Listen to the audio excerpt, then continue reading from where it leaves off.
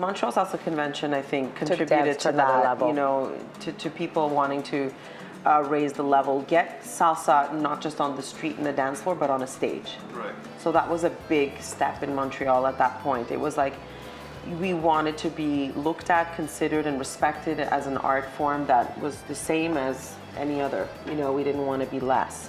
Myself, my team, as well as the rest of the schools in Montreal and US, when they came to the first convention, it was electric, it was fire, it was like people wanted it. They were like ready for it. So the timing was good. And we had our first competition.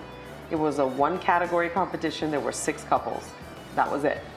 Today, Montreal Salsa Convention has like over 20 categories with, I can't even count how many couples and teams participating. So the evolution in 15 years, it's crazy. Morris and I had gone to the Puerto Rico Salsa Congress, and we went to the second one in 98. 98. No, we went in 97, my bad. Okay. The first one in Puerto Rico was 96. Morris found out, I don't remember how, it was, the internet was just getting famous. Everybody was starting to go online to figure things out. And he showed me this video. He's like, there's a congress, there's an event in Puerto Rico. I'm like, what is that? So he showed me some snippets, and I'm like, oh, we need to go. He's like, let's do it. So 97, we went, just the 2 of us. Blown away by what we saw. We're like, we had no idea. We were living in this micro bubble of Montreal and just what was around us.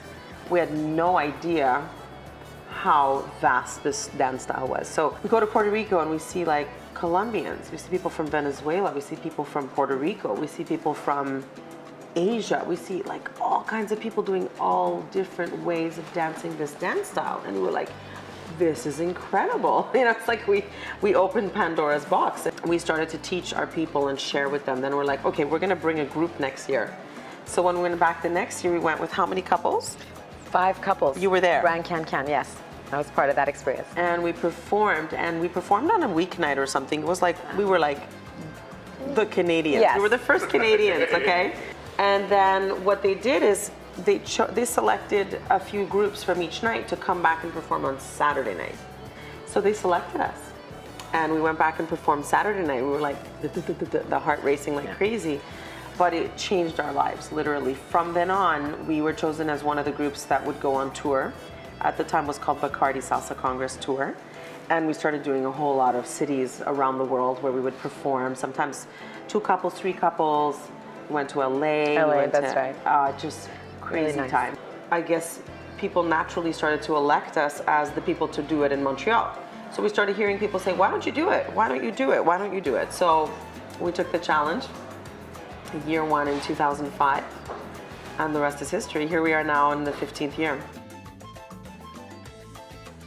To keep it exciting, to keep it fresh, to keep people wanting to come back, you know, bring more value. You know, these are the challenges. Once you hit a certain peak in a festival or a company, you gotta like keep renewing your skin. So that's the challenge, definitely. For this year, we have to keep it fresh.